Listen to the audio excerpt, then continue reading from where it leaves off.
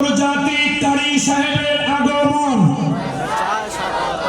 কারি আব্দুল ওয়াদুদ সাহেবের আগমন,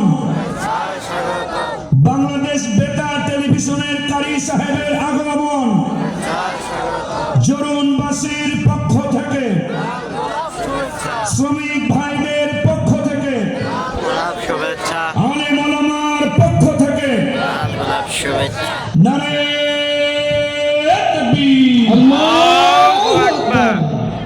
বাজার দাঁড়িয়ে আছেন, বসে পড়েন। আমাদের ত্রিপলে বসে পড়েন, ত্রিপলে সবাই বসে পড়েন।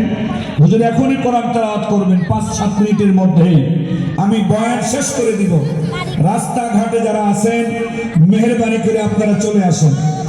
রাস্তাঘাটে যারা আছেন আপনারা চলে আসেন। এখনই হুজুর কোরআনে কারীম থেকে তেলাওয়াত করে শোনাবেন। আন্তর্জাতিক কারি, সারা বিশ্বে অনেকবার তিনি জাতীয় এবং আন্তর্জাতিক পুরস্কার পেয়েছেন।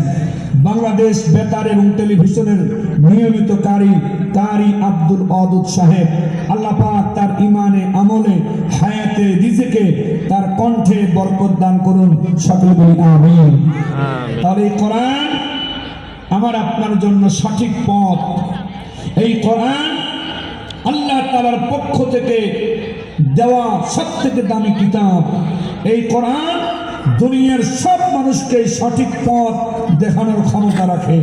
এই কোরআন সত্য আর মিথ্যার পার্থক্য করার ক্ষমতা রাখে। এই কোরআন আমাকে আপনাকে সুস্থ এবং ভালো রাখতে পারে। এই কোরআন আমার আপনার জন্য আল্লাহর দয়া, আল্লাহর অনুগ্রহ। জোরে বলেন না মারহাবা। এই কোরআন সম্পর্কে আল্লাহ পাক বলেন, ওয়ানাজ্জালনা আলাইকা